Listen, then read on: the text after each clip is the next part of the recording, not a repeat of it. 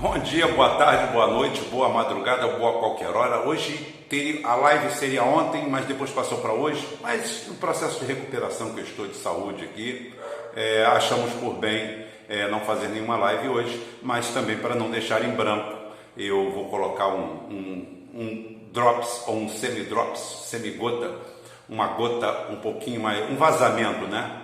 Um vazamento aqui.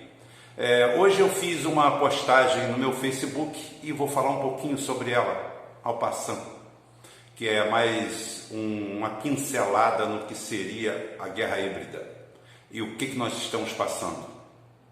Inclusive também li um comentário muito pertinente na internet, desculpe, no Facebook, não gravei de quem era, eu não gosto de me apropriar indebitamente das coisas alheias, mas é um assunto pertinente que a gente já tratou muito aqui e faz parte desse conjunto. A gente vai tentar ser sucinto, rápido, um vídeo rápido para não ficar pesado nesse domingo, aquele domingo com cara de domingo, né, com aquele calor senegalês que está pelo menos aqui no Rio de Janeiro. Eu sei que eu falo para o Brasil inteiro, ainda bem, mas aqui no Rio está um calor terrível.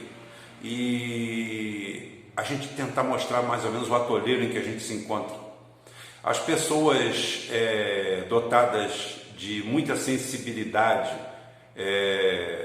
pouca razão, às vezes até inteligência, mas sem inteligência emocional, atacam a gente direto aqui. A minha, meu grupo, eu represento um grupo, falando sobre diversos assuntos. Uma hora eu sou bolsonarista, outra hora eu sou cirista, outra hora eu sou fascista, outra hora eu sou misógino, porque simplesmente aqui a gente aborda o assunto como tem que ser abordado.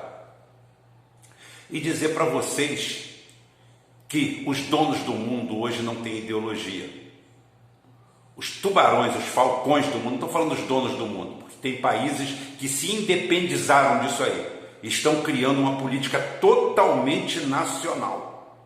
Podemos falar no Iraque, podemos falar no Irã, o Iraque, no Irã, podemos falar no Vietnã, podemos falar na China, podemos falar na Índia, em que pese alguns pontos, podemos falar na Rússia.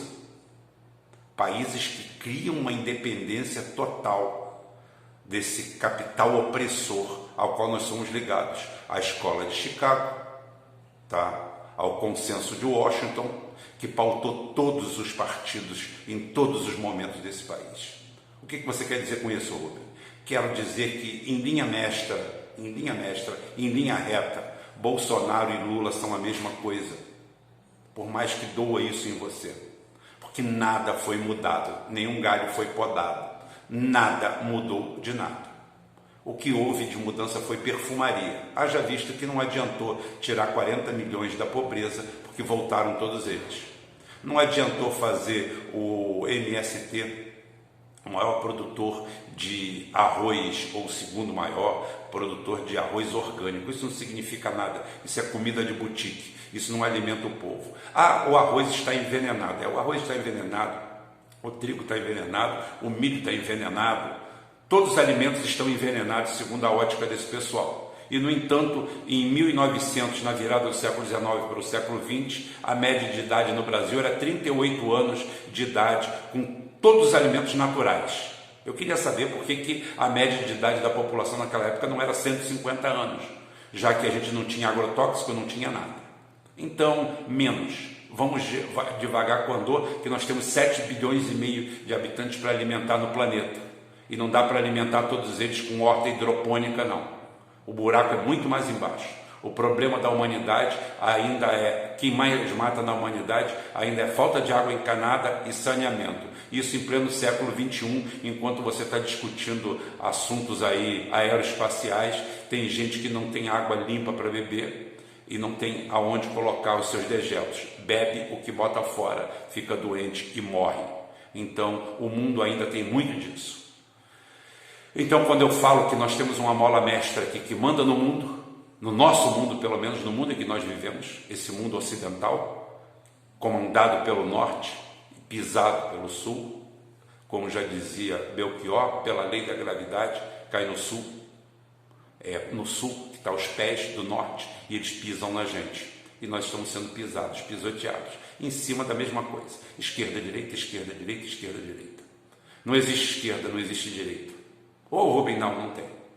Os governos militares brasileiros que, teoricamente, foram retirados por essa gangue que aí está, que fizeram um governo democrático, são 10 vezes piores que o governo militar que eles tiraram. O governo militar hoje seria um governo comunista, comunista ao extremo.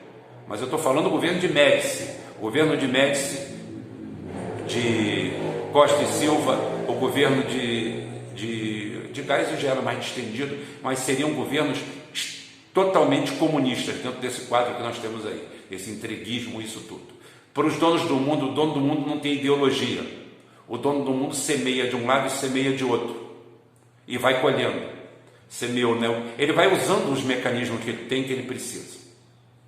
Então, bota neopentecostais, financia ONGs, coloca grupos, partidos políticos e começa a criar essa cisânia, essa guerra, que na realidade é a estrutura de Roma. Roma, para gastar pouco com seus exércitos, para ter tranquilidade nas suas colônias, espalhava essa cisânia, dividir para governar. O lema já era esse, e é o lema que é usado até hoje.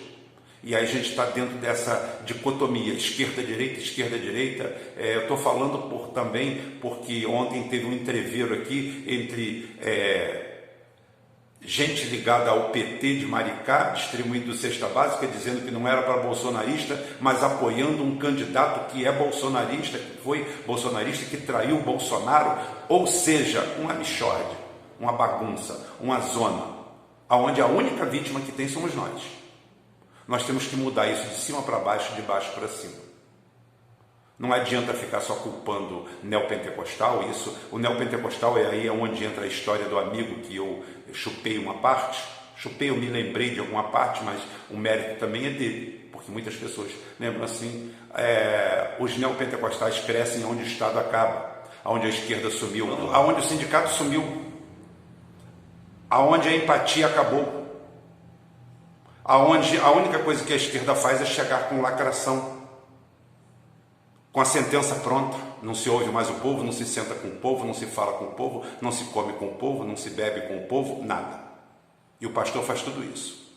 O pastor ganhou do padre por quê? Porque ele vai na rua, pega o cara que está passando, largado, deserdado da natureza, bota a mão no ombro dele, de terno, cheiroso, e o cara fedendo, chama ele de irmão e leva ele para dentro da igreja.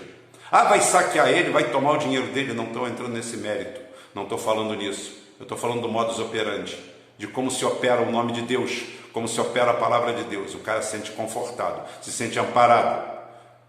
A esquerda só entra dentro da comunidade, só entra dentro de algum lugar para dar esporro no povo, chamá-los de misógino, chamá-los de racista, chamar as mulheres negras para conversa, chamar isso, chamar aquilo com suas pautas. Ninguém aguenta mais isso. E foi assim que vocês elegeram o Bolsonaro, e é aqui que vocês viram tudo isso crescer. Por quê? O poder, a ocupação, não tem vácuo. Você saiu, outro entra. É sempre assim, vai ser sempre assim, vai ser dessa forma sempre, em todos os momentos da sua vida, tá? Eu vou parando por aqui, porque amanhã a gente volta. Amanhã tem o Jornal Puro Sangue, a abertura da semana, tá bom? E eu vou parando por aqui, senão o vídeo fica grande. É um drops? Não, é um derramamento. Até amanhã, se Deus quiser, e Ele vai querer.